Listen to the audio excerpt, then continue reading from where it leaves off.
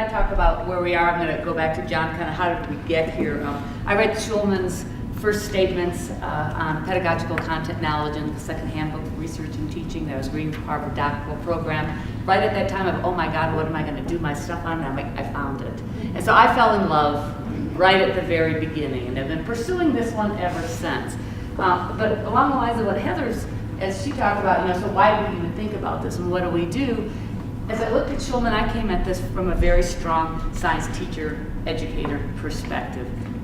In our program, content was important. Teach them how to teach about content. It just made so much sense. So as we look at one of various versions of Schulman's models, thinking about how do all of these things impact what teachers do in classrooms just seemed to make sense to consider. But in a very pragmatic way, as I looked at this early on, it's like, how do you take all of these things into account all at the same time? And so personally made some decisions, what things can fall out of that and which things seem to make the most sense for teachers. And so the idea of looking at learning as a context that teachers enter into, general pedagogical strategies, and subject matter seem to make that, in my mind, that general backdrop of what goes on for teachers. And then PCK was this mystical, magical amalgam in the middle that's going to do something special for us. So as I think about the professional knowledge bases, back to the inside-outside question, because I see this as an inside-outside. As science educators, we have a pretty good grasp on what we call in our research line now academic content knowledge. It's that standard, easy to measure knowledge that scientists have, that we can all look at from standardized tests, good or bad, but we can identify it. We can get our hands around it. Faculty in colleges of science know what to do with this. That has to mean something to be a science educator. You have to have some of that. Pedagogical knowledge are all those general skills that we teach in most of our methods classes: classroom management, pacing, clarity of instruction, questioning strategies, things that all teachers need to know how to do. And then the context. What do you do with the 30 students that you've got in your classroom? They're all diverse. How are they diverse? How do you set up your teaching strategies to capitalize on them developmentally, to work from learning theories? All of the general knowledge that we work with. And to me, as Schulman talks through kind of the history of educational research, we've all kept those in mind, that we focus on different pieces at different times.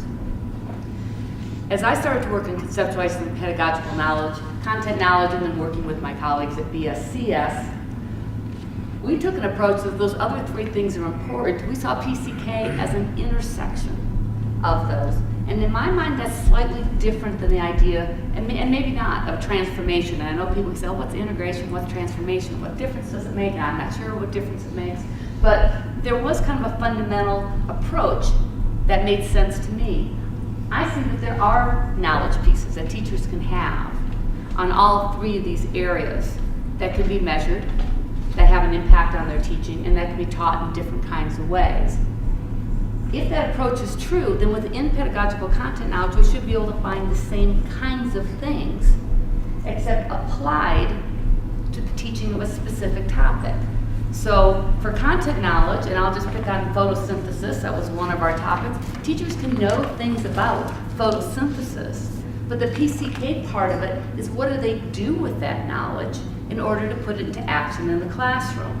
And so in my view, what that means is they're taking the knowledge that they knew in those outside containers, the outside content knowledge, pedagogical knowledge of students, and bring it together. So as we move forward with our research, we are purposeful in saying, what are you bringing in? So for PCK content knowledge, that's the depth, breadth, and accuracy of content knowledge. It's the connections, both within topics of science and with the nature of science.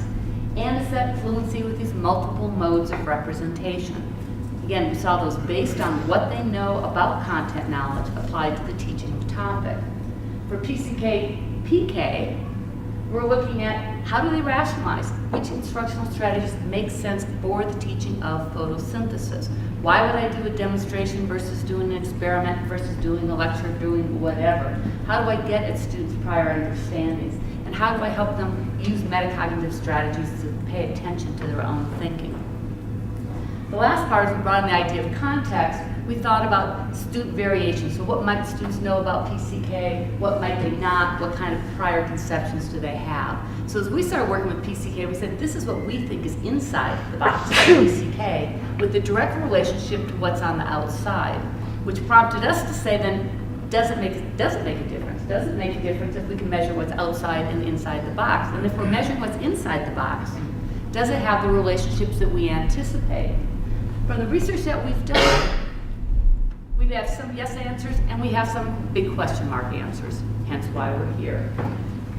We anticipated that we could look at the questions that we're asking inside PCK, and if those three elements are true, could we find by doing a factor analysis, and I'd have to turn it to Joe to tell you how we do all of those things. We discovered that we did not have three different kinds of sub-elements of PCK. We found two. We found that our elements that dealt with representing photosynthesis, again, hung together, and the content representation around how do you present this to students, how do you elicit their understandings, hung together. So we could find some evidence that there are two kinds of things inside the box of PCK. But when, on our model, it would make sense in that we'd be able to find relationships between what's outside the box and what's inside the box. And sometimes we found those and sometimes we didn't.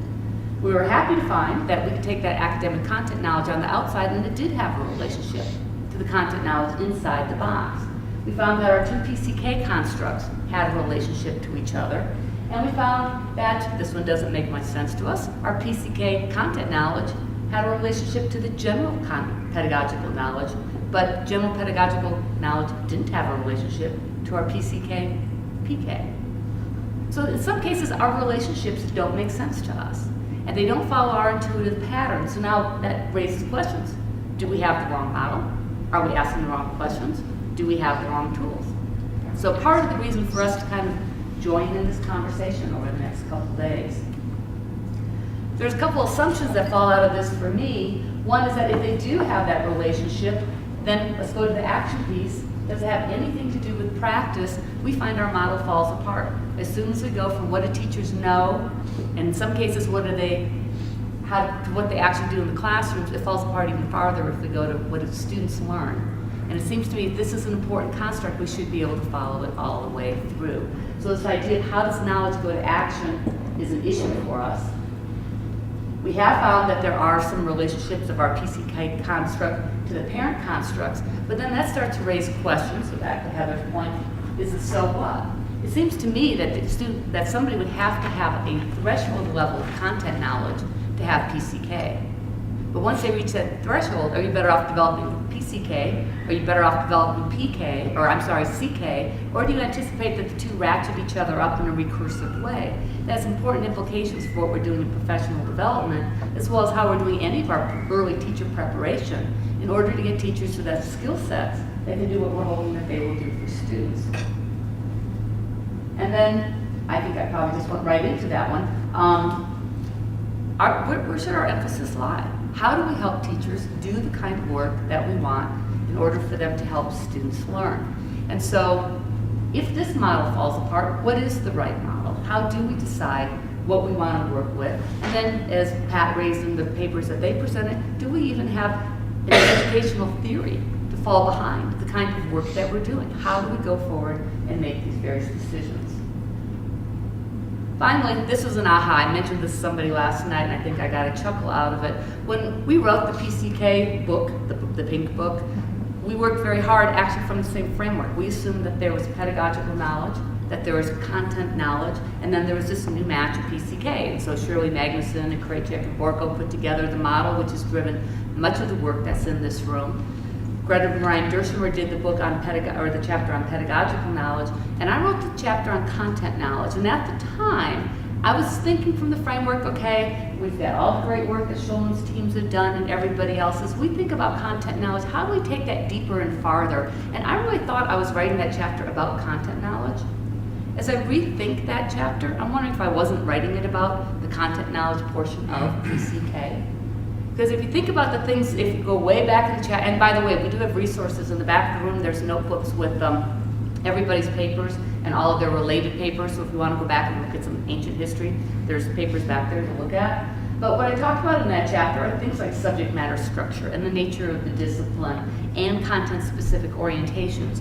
And those ideas rise up and sink down in different models that people have proposed when thinking about PCK. It might be worth rethinking. Are we even measuring the right kinds of things? We talk about the content knowledge side of what we're doing. So.